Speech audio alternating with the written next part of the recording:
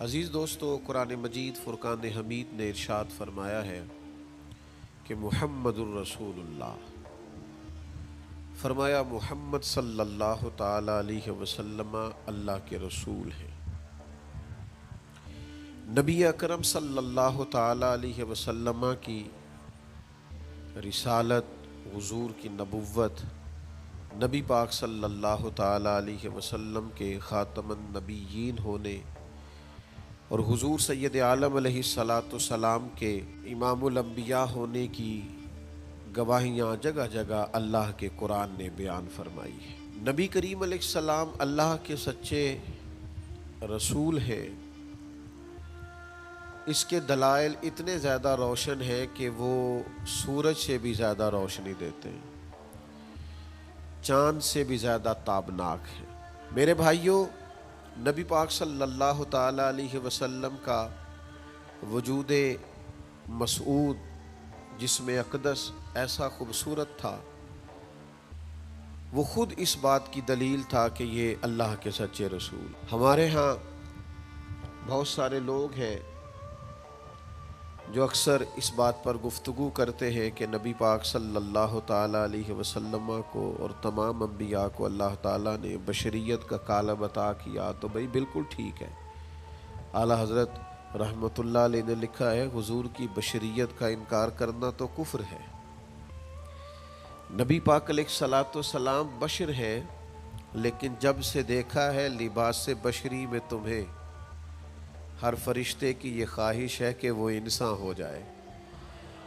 یعنی آپ اس بات پر ذرا غور فرمائیں، اندازہ کریں کہ حضرت انس بن مالک رضی اللہ تعالیٰ عنہ فرماتے، حضور کسی رستے سے گزر جاتے تھے نا، تو جو بعد میں آتا تھا اسے خوشبو اتنی آتی تھی کہ پتہ چل جاتا تھا یہاں سے اللہ کے رسول گزر کے گئے۔ حضور علیہ السلام کو جو اللہ تبارک و تعالیٰ نے حسن عطا فرمایا اور جو کمالات عطا کیے، آپ غور فرمائیں گے کہ حضور کے پسینہ مبارک سے خوشبو آیا کرتی۔ اللہ کے رسول ہیں، اس پر اگر آپ دلائل دیکھیں، معجزات دیکھیں، کمالات دیکھیں، فضائل دیکھیں، شمائل دیکھیں، تو انسان دنگ رہ جاتا۔ حضور کے مقدس پسینے سے خوشبو مہکا کرتی اور گلیاں اور بازار اس سے مہک اٹھتے۔ حضرت عتبہ رضی اللہ تعالیٰ عنہ صحابی ہیں، 4 بیویاں تھیں، وہ کہتی ہیں کہ ہم ایک سے ایک بڑھ کے خوشبو استعمال کرتی تھی، لیکن سمجھ نہیں آتی تھی کہ ہمارے شوہر کون سی خوشبو لگاتے ہیں۔ ہم باوجود کوشش کے، باوجود ہمت کے اور باوجود تجسس کے وہ خوشبو نہیں پاتی تھی۔ تو ایک دن ہم چاروں نے فیصلہ کیا کہ ان سے پوچھ ہی نہ لیں وہ کون سی خوشبو لگاتے ہیں۔ تو ہم نے پوچھا کہ بتائیے، تو کہنے لگے میں نے تو کبھی لگائی نہیں۔ تو ہم نے کہا بھئی آپ ایسے ہی تو دعویٰ نہ کیجئے، ہم نے پوری جد و جہد کر لی، اور پھر عورتوں کا چیزوں کو تلاش کرنا یہ تھوڑا انفرادی بھی ہوتا ہے، ہمیں وہ رنگ نہیں ملا خوشبو کا، وہ انداز جو آپ کا ہے۔ تو فرمانے لگے اصل بات یہ ہے کہ میرے کمر پر کچھ تکلیف ہو گئی تھی، کچھ ایسی چیزیں ابھر آئی تھی جو تکلیف کا باعث تھیں، تو میں پھر حاضر ہوا رسول پاک کی بارگاہ میں۔ تو نبی کریم علیہ السلام نے فرمایا کرتا ہٹائیے گا، تو میں نے کچھ کرتا ہٹایا تو کریم نے دست مبارک پھیرا، بس ظلمت کو ان کے نور نے کافور کر دیا، جس پر پڑی نظر اسے بھی نور کر دیا۔ تو محمد صلی اللہ تعالی علیہ وسلم اللہ کے رسول ہیں، اس پر اتنے دلائل ہیں، یہ اتنا آفتاب سے روشن مسئلہ کہ یعنی آپ شمار کرتے جائیں، آپ گنتے جائیں، آپ سیرت کو پڑھتے جائیں، آپ فضائل کو پڑھتے جائیں، کمالات کو پڑھتے جائیں، تو مرحوم اعظم چشتی کا ایک جملہ اتنا فٹ آتا ہے کہ یہ سارا مضمون اس میں سمٹ جاتا ہے۔ وہ کہتے ہیں تیری حیات پاک کا ہر لمحہ پیغمبر لگے، یعنی لمحہ لمحہ بتاتا ہے کہ آپ اللہ کے سچے رسول ہیں۔ ایک ایک گزرنے والی گھڑی بتاتی ہے کہ آپ اللہ کے سچے رسول ہیں۔ حضور کا مسکرانا بھی بتاتا ہے کہ سچے رسول ہیں۔ نبی پاک علیہ السلام کا دیکھنا بھی بتاتا ہے کہ حضور اللہ کے سچے رسول ہیں۔ حضور تو کسی پر جلال بھی کر دینا، تو بھی پتہ چلتا ہے اللہ کے سچے رسول ہیں. یعنی حضور علیہ الصلوۃ والسلام کھانا تناول فرمائیں یا آرام فرمائیں، آپ ذرا یہ انوکھا پن ملاحظہ فرمائیے گا، یہ انداز ذرا دیکھیے گا کہ ایک صحابی نے آ کے عرض کی یا رسول اللہ صلی اللہ تعالیٰ علیہ وسلم میری بیٹی کی شادی ہے تو خوشبو کی بڑی ضرورت ہے، تو مہربانی فرمائیں کرم نوازی کریں. عرب شریف کے اندر خوشبو بڑی مہنگی ہوتی تھی، آج بھی وہاں خوشبو بڑی مہنگی ہے اور خوشبو کا استعمال بھی بہت زیادہ ہے. تو اس صحابی نے آ کے عرض کی یا رسول اللہ صلی اللہ تعالیٰ علیہ وسلم خوشبو مل جائے میری بیٹی کی شادی ہے. تو حضور علیہ السلام نے فرمایا ایک لکڑی لے آؤ اور ایک بوتل ایک شیشی لے آؤ. وہ لے کے آئے تو محبوب نے نا لکڑی کے ساتھ اپنا پسینہ تیری حیات پاک کا ہر لمحہ پیمبر لگے، حضور نے وہ پسینہ مبارک اتار کے اس شیشی میں ڈال دیا. فرمایا جا جا کے استعمال کر، اللہ تبارک و تعالی بہترین خوشبو عطا کرے گا. حضور علیہ الصلوۃ والسلام کا سارا وجود نور.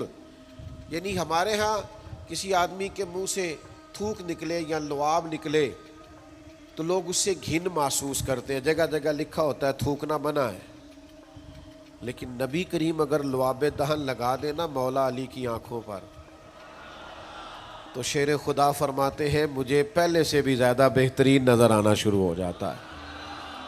اللہ کے محبوب صلی اللہ تعالیٰ علیہ وآلہ وسلم کے پورے وجود نور کو جیسے جیسے دیکھتے جائیں محسوس ہوتا ہے کہ تیری حیات پاک کا ہر لمحہ پیمبر لگے. حضرت عبداللہ ابن سلام رضی اللہ تعالیٰ عنہ فرماتے میں گفتگو کرنے آیا تھا، حضور علیہ الصلوۃ والسلام کے دین کے بارے میں کچھ معلومات کرنے آیا تھا، اور میں تورات کو پڑھنے والا تھا، اہل یہود کے علماء میں سے آپ کا شمار ہوتا تھا. اپنے کچھ لوگوں کے ساتھ آئے، فرماتے ہیں نبی کریم صلی اللہ تعالیٰ علیہ وسلم اونٹنی پر تشریف فرما تھے اور صلہ رحمی کے متعلق کچھ گفتگو کر رہے تھے.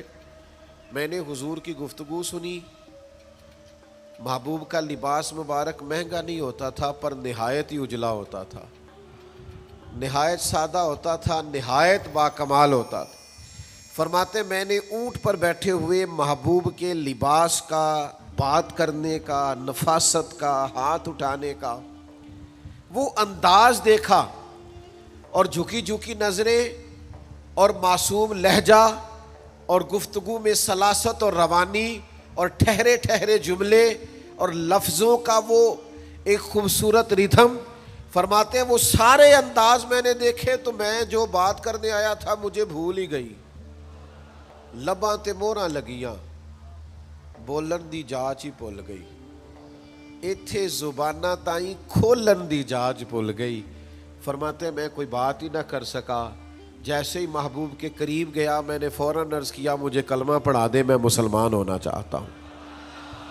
یہ آج جو لوگوں کی طبیعتیں الجھ سی گئی ہیں نا، آج یہ جو بے شمار باتیں، بے شمار گفتگو، سوشل میڈیا کا بے دریغ اور بے ہنگم استعمال اور ذہن کو ہر وقت تھکائے رکھنا اور طبیعت کو ہر وقت اوور تھنکنگ کرتے کرتے اپنے آپ کو پریشان کر دینا، یہ جو ساری بے چینی ہے، یہ جو سارا اضطراب ہے، یہ جو ساری ہماری طبیعتیں الجھ سی گئی ہیں. ہر آدمی کو دوسرا دشمن نظر آتا ہے اور ہر ایک کو دوسرا اپنا مخالف دکھائی دیتا ہے، اور معاشرے کے اندر بسنے والا ہر آدمی لالچی دکھائی دیتا ہے. محسوس ہوتا ہے سارے شہرت کے لیے لگے ہوئے ہیں، سارے اقتدار کی جنگ لڑ رہے ہیں. یہ جو ہماری ساری بدگمانیاں ہیں اس کی بنیادی وجہ یہ ہے کہ ہم ادھر ادھر تو کھل کے دیکھتے ہیں، اپنے محبوب کی بارگاہ کی طرف نہیں دیکھتے. ہم جب حضور علیہ السلام کی پرکیف شخصیت کو دیکھیں گے، فضائل دیکھیں گے، کمالات دیکھیں گے، معجزات دیکھیں گے، نعت پاک کی طرف توجہ کریں گے، اخلاق عالیہ کو دیکھیں گے، حسن کردار کو دیکھیں گے. دنیا میں وہ لوگ بڑے عظیم ہوتے ہیں جو نبی پاک علیہ الصلوۃ والسلام کی محبت میں پوری طرح محو ہو جاتے ہیں. آپ یقین کریں جو دروازہ رسول تک پہنچ جاتے ہیں ان کا سفر ہی ختم ہو جاتا ہے. جو حضور کی بارگاہ تک پہنچ جاتے ہیں ان کے ذہن کی مشقت پھر ختم ہو جاتی، انہیں منزل نصیب ہو جاتی.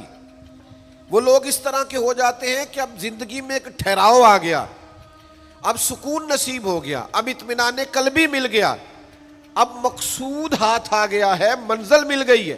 نوجوانوں بہت زیادہ نہ الجھا کرو یار، بہت زیادہ پریشان نہ ہوا کرو۔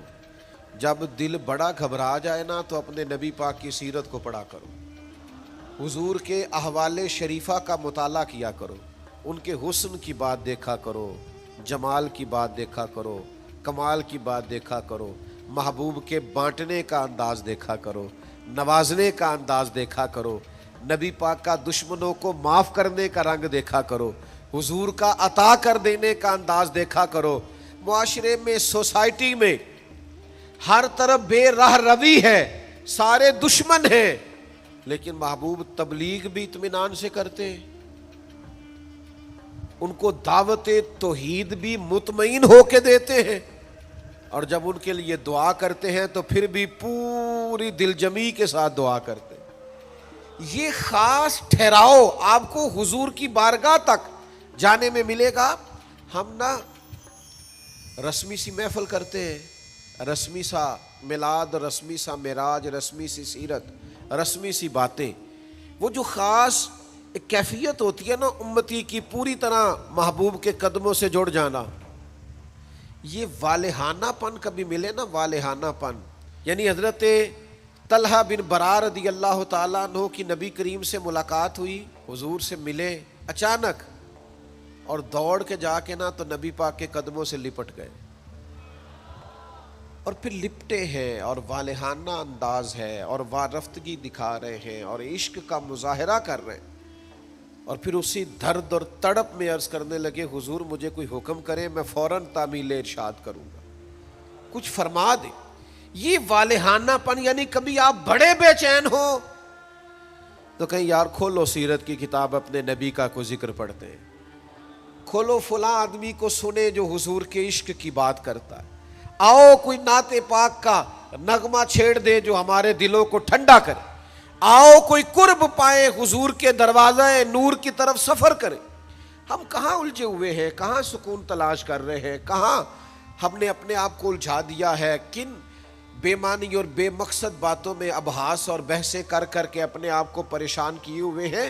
آئیے دیکھیے رسول اللہ صلی اللہ تعالیٰ علیہ وسلم کی زندگی کا لمحہ لمحہ آپ کے کلیجے کو ٹھنڈا کرے گا، آنکھوں کو سکون دے گا، باطن کو پاکیزہ کرے گا، سوچوں کو نکھار دے گا۔ کہہ لینے دو مجھے یہ جملہ، حضور سے پیار کرو، جینے کا بھی مزہ آئے گا، مرنے کا بھی مزہ آئے گا، لطف نصیب ہو جائے گا، سرور نصیب ہو جائے گا، ایک کیف سا میسر آ جائے گا۔ حضور کی بارگاہ عالی مرتبت تک جڑو، نبی پاک علیہ الصلوۃ والسلام کے اخلاق عالیہ کو اپناؤ، کردار کو سمجھو، حسن تکلم کو سمجھو، نبی پاک علیہ السلام کی باتوں پر غور کرو۔ یقین کرو کبھی کبھی پڑھتے پڑھتے وجد ہو جاتا ہے، کبھی کبھی ان باتوں کو صرف مطالعہ کی نظر سے دیکھیں، سیکھنے کی نظر سے دیکھیں تو ایسے لگتا ہے کہ جیسے روح پرواز کرنے لگی۔ یہ اس طرح کے بھی کمالات ہوتے ہیں، یہ بھی رنگ ہوتا ہے، یہ بھی انداز ہوتا ہے، یہ بھی طور طریقے ہوتے ہیں۔ اور پھر حضور امی ہے، نبی کریم نے دنیا میں کسی استاد سے پڑھا نہیں، حضور سید عالم صلی اللہ تعالی علیہ وآلہ وسلم کسی مکتب میں نہیں گئے، حضور نے کسی مدرسے سے تعلیم نہیں پائی، لیکن جب حضور بات کرتے نا، جب محبوب حکمت کے موتی رولتے نا، جب نبی پاک علیہ الصلوۃ والسلام کوئی کلام کرتے نا، آپ یقین کریں ایسا انوکھا پن، ایسا نرالا فیصلہ، ایسی حکمت اور دانائی سے بھری ہوئی بات، یعنی جو فلسفیوں سے کھل نہ سکی اور نکتہ وروں سے حل نہ ہوئی، وہ بات ایک طیبہ والے نے بتلا دی چند اشاروں سے۔ حضور دو چار اشارے کرتے اور عقدے کھل جاتے۔ ایسی دانائی والی بات، ایسی قیمتی بات، ایسی انوکھی بات محبوب بیان کرتے۔ حضرت سعد بن عبادہ رضی اللہ تعالیٰ عنہ کے پاس نا فتح مکہ کے موقع پر جھنڈا تھا، وہ علم بردار تھے، جن کے پاس جھنڈا ہوتا تھا وہ آدمی سب سے آگے آگے ہوتا تھا۔ اب ایک وقت ایسا آیا کہ صورتحال اس طرح کی بن گئی کہ حضرت سعد بن عبادہ کو اس منصب سے ہٹایا جائے گا۔ بڑا مشکل فیصلہ ہے، انہوں نے کوئی ایسی معاذ اللہ غلطی بھی نہیں کی، لیکن حالات ایسے آ گئے ہیں کہ جناب سعد ابن عبادہ کو ہٹانا پڑے گا، ان سے جھنڈا لیا جائے گا۔ صحابہ بڑے پریشان ہیں کہ حساس آدمی ہے، ان کی خدمات بہت زیادہ ہیں، کس طرح ان کو ہٹائیں گے، کیا کریں گے؟ نبی کریم کی بارگاہ میں عرض گزار ہے، یا رسول اللہ کیسے ہٹائیں حضرت سعد ابن عبادہ کو، اور کیفیات اور حالات بھی ایسے ہیں کہ ہٹانا بھی پڑے گا۔ آج کل نا بہت سارے لوگ کام تو کرتے ہیں پر دانا نہیں ہوتے، جذباتی فیصلے، جذباتی باتیں، ایموشنل گفتگو، وقتی طور پر چیزوں کو بہتر کرنا، اور بس وقتی طور پر آج گزارا ہو کل دیکھی جائے گی، لیکن چیز کی گہرائی تک، اس کی اصل تک نہیں اترتے، اس کے سارے لوازمات کو نہیں دیکھتے، قبل از وقت منصوبہ بندی نہیں کرتے۔ ہمارا مزاج نہیں ہوتا، ہم ٹھہراؤ اپنی زندگی میں نہیں لاتے۔ نبی پاک چونکہ اللہ کے رسول ہیں، ہر لمحہ حضور کا پیغمبر لگتا ہے۔ اب حضرت سعد ابن عبادہ کو ہٹانا ہے اور ان کی جگہ کسی اور کو مقرر کرنا ہے، اور بندہ بھی بڑا حساس ہے اور بات بھی کوئی ایسی نہیں، تو کیا کریں؟ پتہ ہے نبی کریم علیہ السلام نے کیا کیا؟ حضور فرمانے لگے کوئی پریشانی نہیں، ہٹا دیتے سعد ابن عبادہ کو۔ حضور نے بلایا، فرمایا سعد میرا ارادہ بنا ہے کہ جھنڈا آپ سے لے لیا جائے۔ حضرت سعد ابن عبادہ نے ابھی گردن جھکائی تھی تو حضور فرمانے لگے میرا ارادہ ہے آپ سے لے کے آپ کے بیٹے کو دے دیا جائے۔ جو فلسفیوں سے کھل نہ سکا، جو نکتہ وروں سے حل نہ ہوا، وہ راز ایک طیبہ والوں نے بتلا دیا چند اشاروں میں، اور تیرے آگے ہے یوں دبے لچے فصحاء عرب کے بڑے بڑے، کوئی جانے منہ میں زبان نہیں بلکہ جسم میں جان نہیں۔ ایسا کمال فیصلہ، ایسا انوکھا فیصلہ۔ اچھا جس فیصلے سے وہ پریشان ہو سکتے تھے نا کہ مجھے ہٹایا جا رہا ہے، جب انہیں پتہ چلا نا کہ میری جگہ پہ میرا بیٹا آ رہا ہے، وہ اتنا خوش اپنے جھنڈا اٹھانے پہ نہیں تھے جتنا اپنے بیٹے کے جھنڈا اٹھانے پہ راضی ہو گئے۔ ان کی طبیعت مچل گئی۔ نبی پاک صلی اللہ تعالیٰ علیہ وسلم کے پیغمبر ہونے پر، نبی ہونے، ایسے دلائل، ایسے کم، آپ جس زاویے سے دیکھیں ششدر رہ جائے گے، حیران رہ جائیں گے، پیار ہو جائے گا۔ کچھ ایسے مصنفین بھی گزرے ہیں معاذ اللہ ثم معاذ اللہ، جو مسلمان نہیں تھے، غیر تھے، کلمہ نہیں پڑھتے تھے، معاذ اللہ استغفر اللہ، نقل کفر نہ باشد، تنقید کی اینک لگا کے انہوں نے حضور کی سیرت کو پڑھا، لیکن اس نظر سے پڑھا پھر بھی مدینے والے کے غلام ہو گئے۔ یہ کہنے پر مجبور ہو گئے کہ نہ بھائی ایسا کوئی محبوب کہیں ہوگا نہ کہیں ہے، بیٹھا ہے چٹائی پہ مگر عرش نشیں ہے۔ نبی پاک علیہ السلام، پھر ایک اور بات، حضور امی ہے لیکن ایسی کمال بات کرتے، ایسا انفرادی فیصلہ کرتے کہ دنیا حیران رہ جاتی۔ پھر جو عظمت کردار ہے نا، بلندی کردار، مجھ سے ناراض نہ ہوئیے گا، بہت سارے لوگ ہیں جو باتیں بڑی زبردست کرتے ہیں، گفتگو میں کوئی ان سے جیت نہیں سکتا، ان کا لب و لہجہ ایسا ہوتا ہے کہ شاید کسی بڑے سے بڑے عالم فاضل کو بھی بولنے نہ دے، لیکن عمل کی باری آتی ہے تو کمزور ہوتے ہیں، باتیں بیسیوں آتی ہیں، درجنوں آتی ہیں، نماز کا ٹائم ہوتا ہے تو بہانے بازی کرتے ہیں، وہ میرے کپڑے نہیں ٹھیک، بس دعا کریں انشاءاللہ شروع کر دوں گا، کہانیاں سناتے ہیں۔ کیوں اتنے بھولے بنتے ہیں؟ ہمیں سمجھ آتی ہے کہ آپ گفتار کے غازی ہیں، آپ باتوں میں صرف ساری چیزیں سیدھی رکھتے ہیں، آپ اس جگہ پہنچ ہی نہیں پا رہے۔ عمل، کردار، یہ بھی ایک مبلغ ہوتا ہے، آپ کا کردار بھی تبلیغ کرتا ہے، آپ کا لب و لہجہ بھی۔ حضرت امام جعفر صادق رضی اللہ تعالیٰ عنہ سے ایک شخص نے کہا تھا میں دین کی تبلیغ کرنا چاہتا ہوں، مجھے بتایا کیا کروں؟ تو امام جعفر صادق رضی اللہ تعالیٰ عنہ فرمانے لگے دین کی تبلیغ کرنی ہے تو بڑا آسان نسخہ ہے، دین پہ عمل کرنا شروع کر دے، تبلیغ ہونی شروع ہو جائے گی۔ لیکن ہم نا عمل کی دنیا میں بڑے کمزور ہوتے ہیں. قربان جائیں، حضور علیہ الصلوۃ والسلام نے جس معاشرے میں آنکھ کھولی تھی وہ جہلا کا معاشرہ تھا. ظلم تھا، ستم تھا، بربریت تھی. ان لوگوں کی سوچیں، ان کی باتیں، ان کا ظالمانہ مزاج بڑا انوکھا تھا. لیکن کمال کی بات ہے نا، چاروں جانب لوگوں کا مزاج ظالمانہ تھا، لیکن محبوب کو اللہ نے رحمت بنا کے بھیجا. ہر طرف لوگ ناانصافی کی بات کرتے تھے، لیکن محبوب نے انصاف کے بول کو ہمیشہ بالا رکھا، اس ترازو کو ہمیشہ بلند رکھا. ہر طرف لوگ حق کھا جاتے تھے، لیکن محبوب نے فرمایا حق کھایا نہیں جائے گا، حق دلایا جائے گا. کردار دکھایا، کردار. وہ جو تیری جان کے دشمن ہیں وہ بھی کہتے ہیں، وہ جو تیری جان کے دشمن ہیں وہ بھی کہتے ہیں امین تو ہے، صداقت کی آبرو تو ہے. دشمن بھی کہتے ہیں سچے تو بہرحال ہیں، امانت دار تو بہرحال ہیں، غلط بات تو بہرحال نہیں کرتے. یعنی دشمن بھی اگر اٹھ کے گواہی دے کہ اگر کسی نے کمال دیکھنا ہے تو آمنہ کے لال کو جا کے دیکھو، اگر کسی نے انصاف دیکھنا ہے، اگر کسی نے دھرتی پہ حسن دیکھنا ہے تو عبداللہ کے در یتیم کو دیکھو. وہ بھائی آپ سمجھے نا، عظمت کردار کے وہ موتی جو حضور نے عطا کی. دیکھیے باہر والوں نے جب دلیلیں مانگی تو حضور نے معجزات دکھائے، اور جب اپنوں نے دلیلیں مانگی،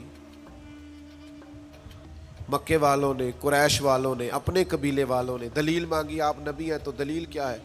تو اللہ کا قرآن کہتا ہے کہ محبوب نے کہا فقد لبثت فیکم عمرا من قبلہ افلا تعقلون، اور میں نے تمہارے بیچ عمر گزاری ہے ساری، تمہیں عقل نہیں؟ میں کوئی باہر سے نہیں آیا، میں نے 40 سال تمہارے اندر گزارے ہیں.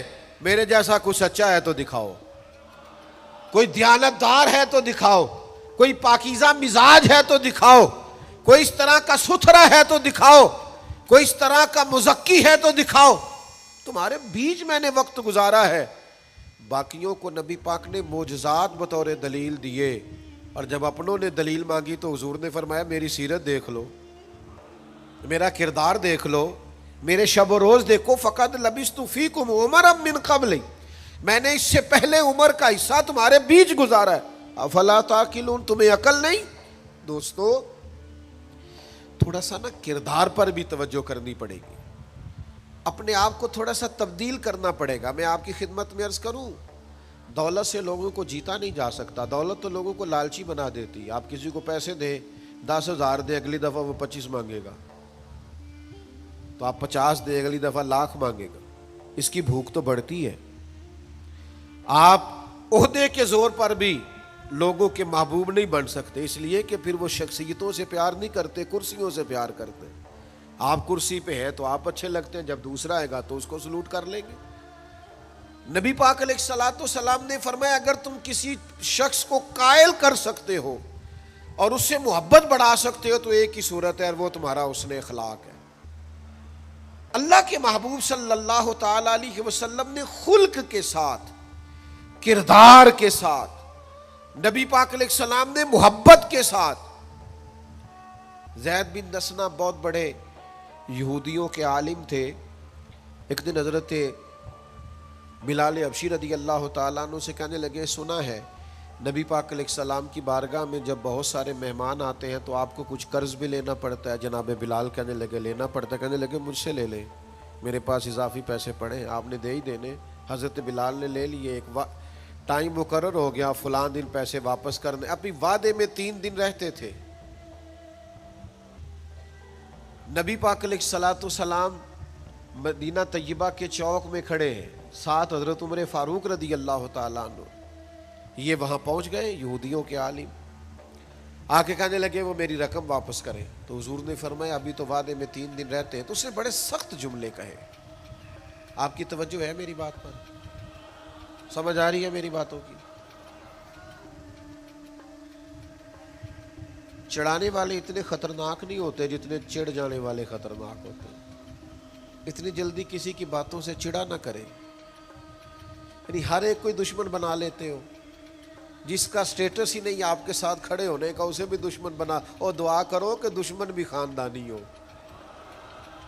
ہر ایک کوئی دشمن مان لیتے ہو، اس سے بھی میرا اختلاف ہے، یہ بھی مجھ سے حسد کرتا ہو۔ چھوڑے یار، آپ کا کوئی سٹیٹس ہی نہیں ہے، سب کے ساتھ آپ کا مقابلہ شروع ہو جاتا ہے، کہیں رکے تو صحیح، کہیں وہ جو 3 بندے وہاں کھڑے ہیں، وہ جو 4 وہاں کھڑے ہیں، وہ جو 5 وہاں کھڑے ہیں، وہ میرے خلاف باتیں کر رہے ہیں، اور یار آپ بلا وجہ پریشان ہیں، وہ کوئی اور گل پہ کر دینے تو ہڑی نہیں کر دے، وہ کوئی اور بلا وجہ دشمن بنا لینا، چڑ جانا، ذرا سی بات پہ ڈسٹرب ہو جانا، بہت زیادہ پریشر اپنے ذہن پہ ڈالنا، اس سے بندہ کمزور پڑ جاتا ہے۔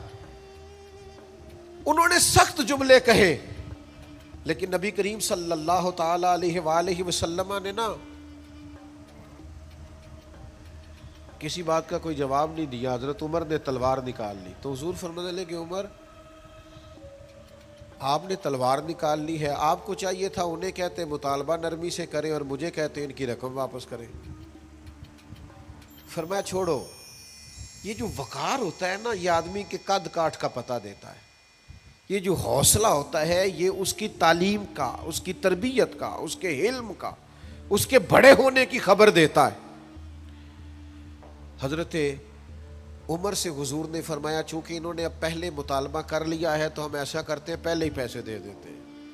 فرمایا آپ ان کو ساتھ لے جائیں، فلاں جگہ کھجوریں پڑی ہیں، تول کے دے دیں، اور جب ان کا قرض پورا ہو جائے نا تو یہ جو آپ نے ان کو غصہ دلایا نا، تھوڑی کھجوریں زیادہ بھی دے دیجئے گا، تھوڑی مٹھائی بھی دے دینا، قربان جائیں۔ حضرت عمر رضی اللہ تعالیٰ عنہ فرماتے ہیں میں حضور کے حکم کا پابند تھا، میں ان کو ساتھ لے گیا اور لے جا کر کے کھجوریں تول کے دے رہا ہوا، مجھے ان پہ غصہ ہے، وہ مجھ سے ہلکی باتیں کرنے لگ گئے حضور کے اخلاق کے بارے میں، نبی پاک کی بردباری کے بارے میں، تو مجھے جلال تھا، میں نے کہا تو کھجوریں لے، زیادہ باتیں نہ کر۔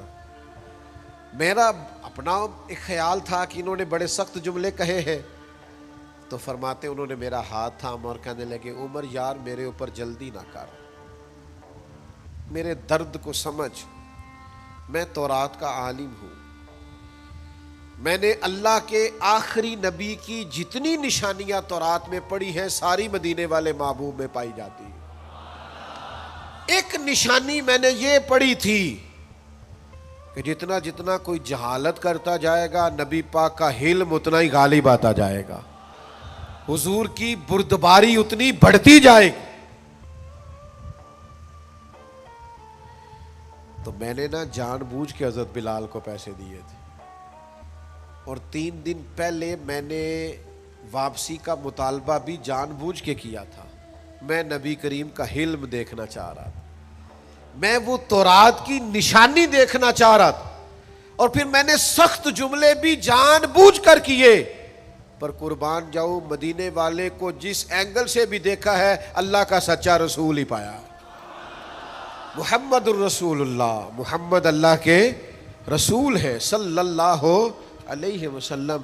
اب وہ کہنے لگے جناب عمر سے مجھے لے جائے نا، میں نے حضور کا کلمہ پڑھنا ہے، مجھے لے جائے بارگاہ تک، میں نے نبی پاک علیہ السلام کی غلامی کا پٹا گلے میں ڈالنا ہے۔ تو میرے بھائیوں نبی پاک علیہ السلام کی بارگاہ تک رسائی پائیے، حضور کی عالی مرتبت بارگاہ کی طرف اپنے آپ کو لے کر کے جائیے۔ آج اگر ہم اطمینان چاہتے ہیں ذہنی طور پر بھی، قلبی طور پر بھی، روحانی طور پر بھی، فکری طور پر بھی، تو ایک ہی راستہ ہے، اپنے آپ کو حضور سے وابستہ کریں۔ ہم جس طرح کی آزمائشوں کا دن رات شکار ہے، اور جس طرح سے ہمیں نئی نسل الجھی ہوئی، بے چین، بے قرار اور مضطرب نظر آتی، اس کا کوئی اور حل نہیں ہے، اس کا ایک ہی حل ہے کہ مرنے کی طرف دیکھ، نہ جینے کی طرف دیکھ، جب چوٹ لگے دل پہ تو مدینے کی طرف دیکھ۔ اپنا تعلق حضور سے جوڑیے، اپنا رشتہ نبی کریم سے جوڑیے۔ میں آپ کی خدمت میں عرض کروں گا وقت نکال کے درود پاک پڑھا کریں، وقت نکال کے حضور کی سیرت کا مطالعہ کیا کریں، ٹائم نکال کر کے نبی پاک صلی اللہ علیہ وسلم کی نعت شریف کو پڑھا کریں، وقت نکال کر کے حضور کی بارگاہ کی طرف بڑھا کریں۔ جب تک ہم یہ سارے کام نہیں کریں گے اطمینان نہیں پائیں گے. اور پھر جیسے جیسے حضور کو پڑھو گے، نبی پاک کو سنو گے، دین کی صداقت سمجھ میں آئے گی. آپ کو سمجھ لگے گی کہ آپ اس دین کے ماننے والے ہیں جو سب دینوں پر غالب بھی ہے، سب سے سچا بھی ہے، سب سے کھرا بھی ہے، اور سب سے زیادہ نکھرا ہوا بھی ہے.